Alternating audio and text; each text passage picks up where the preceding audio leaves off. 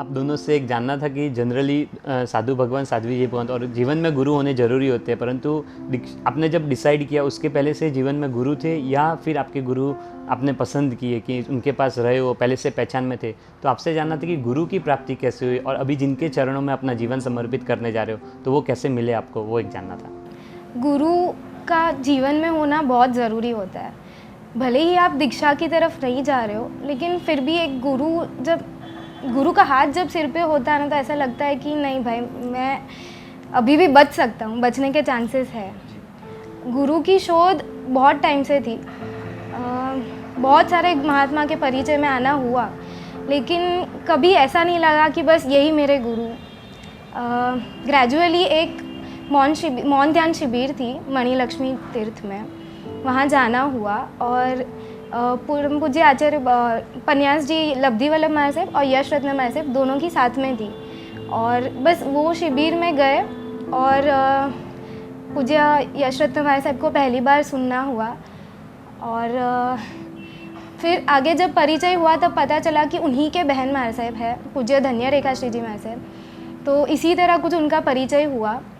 परिचय होने के बाद ऐसा लगा कि नहीं, यहाँ एक बार जाते तो है, आगे देखेंगे कि जम रहा है नहीं जम रहा है, लेकिन जाएंगे नहीं तो पता नहीं चलेगा। और सिंस कोई गुरु नहीं थे तो मैं कहीं भी जाऊँ, मेरे लिए फ़र्स्ट टाइम ही था जहाँ भी जाती।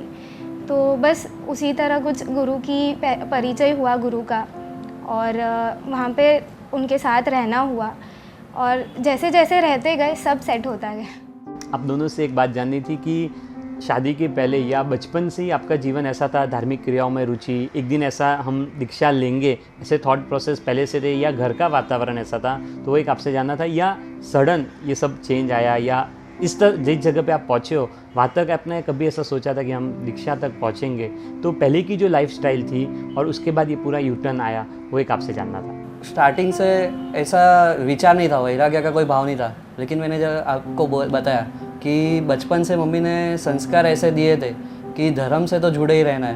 मतलब कि पहले पहले कैसा होता था कि हम लोग कभी पूजा करने नहीं गए तो पहले वो ऐसा बोलती थी कि तुम पूजा करने नहीं गए तो तुमको टीवी देखने नहीं मिलेगा, लेकिन फिर जब भी उसको लगा कि इसका उल्टा इंप्रेशन गिर रहा है, मतलब हम लोग कभी कभी ऐसा ईगो के वजह से मतलब ऐसा बोलते थे कि नहीं करना है हमको, पूजा ही नहीं करना है, तेरे को जो करना है कर। तो फिर उसने दूसरा ऑप्शन यूज़ किया कि वो खुद बाधा ले लेती थी, मतलब तुम पूजा नहीं करने गए तो मैं घी नहीं वापरूंगी।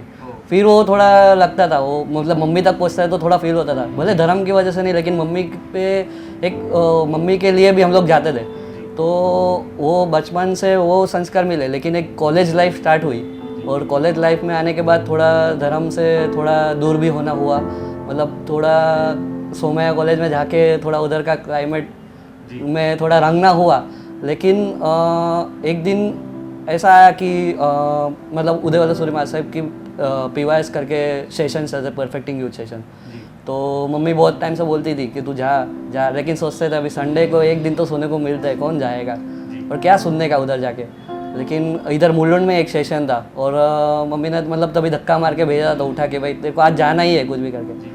उधर जाना हुआ, उधर से फिर वापस से धर्म के प्रति जो मतलब धर्म से दूर हो गए थे वो थोड़ा थोड़ा जुड़ना हुआ। फिर उपध्यान किए तो उसमें और थोड़ा जुड़ना हुआ, और फिर मतलब उधर से फिर थोड़ा वापस से धर्म से एक जुड़ाव हो गया। और वो जुड़ाव ऐसा हुआ कि फिर मतलब कभी नीचे गिरना नहीं हुआ, आगे बढ़ना हुआ। फिर एक मतलब बाद में कैसा हुआ कि हमारा एक शॉप भी, मतलब मेरे शॉप थी यहाँ से थोड़ा एक आध घंटा लगता है मेरे को शॉप में जाने के लिए। तो थोड़ा चौबियार और वो सब करना रहता था तो थोड़ा तकलीफ होता था। और मेन तो लॉकडाउन जब ही लगा तभी बहुत ज़्यादा तकलीफ होने लगी।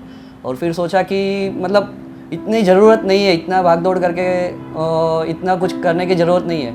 तो एक दुकान नज़दीक अगर हम लोग ले ले तो हमारा चौबियार और जो भी मेरे को धर्म भी थोड़ा बहुत करना है तो वो भी सेट हो जाए और सब संभल जाए। तो उसकी वजह से हम लोग ने एक इधर नज़दीक में ही 5-10 मिनट की दूरी पे एक दुकान चालू की थी। मेरे वजह से ही, मतलब मेरे को जो करना था उसके वजह से डैडी ने मेरे को सपोर्ट करके इधर एक शॉप मेरे को करके दी थी कि इधर से मेरे को चौबियार और सब संभल जाए।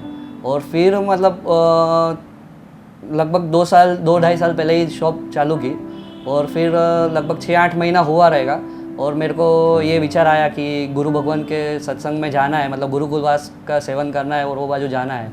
और फिर मैंने आपको बोला वैसे जैसे मैंने पिताजी को बात की तो कुछ भी सोचे बिना मेरे को सहजता से रजा दी। जैसे आपको बताया कि धर्म की रुचि पहले से थी, लेकिन इतनी नहीं कि दीक्षा तक भाव पहुंच जाए। मेरा थोड़ा उल्टा था। स्कूलिंग टाइम पे बिल्कुल धर्म नहीं था। कॉलेज में एंटर होने के बाद धर्म बढ़ने लगा। 5 तिथि चौव्यार बोलो, फिर ग्रेजुअली हर दिन चौव्यार चालू हो गया, उकाड़ेला पानी, ये वो वगैरह सब। माता पिता के संस्कार ऐसे कि भले धर्म तू दूसरा कुछ कर मत, जिनवाणी सुनने जा, जो परिवर्तन आएगा वो जिनवाणी श्रवण से ही आएगा, ऐसा। तो फोर्सफुली भी बेचते थे। फिर खुद ब खुद रुचि भी होने लगी कि नहीं ये सुनने जैसा है। एक दीक्षा के लिए नहीं, लेकिन एक खुद के आत्मा के लिए भी, खुद के लिए भी, खुद के संसार के लिए भी एक परिवर्तन बोलो, एक प्रबल बहुत स्ट्रॉन्ग रीज़न बोलो ना, तो ये जिनवाणी श्रवण है कि जितना भी परिवर्तन होता है अपने में, तो मुझे बुक रीडिंग का भी इतना शौक़ नहीं है, तो वो भी उससे भी मैं वंचित थी कि बुक रीडिंग होगा नहीं होगा। लेकिन ये इजी एक्टिविटी है जो हम कर सकते हैं कि जिनवाणी हम सुन सकते हैं। उसके अलावा जब हमारा मतलब शादी का बात चल रहा था, तो जब पापा को घर पे बताया कि पापा शादी करनी है, तो पापा बोले कि क्या बात करिए, शादी करनी है, दीक्षा नहीं लेनी है तुझे। लॉन्ग बैक ये बात हुआ था, लेकिन अभी वो बात रियलाइज़ होता है कि पापा ने तभी कुछ सोच समझ के बोला होगा कि क्यों ये बोला था। राइट बिफोर मैरिज क्यों ये बात उन्होंने बोली थी कि बेटा दीक्षा नहीं लेनी है तुझे। तो वो एक पापा की वो एक बात दिमाग में बैठ गई शायद कि एक बार ये करने जैसा है, एक बार गुरुकुल वास्तव से सेवन करने जैसा है।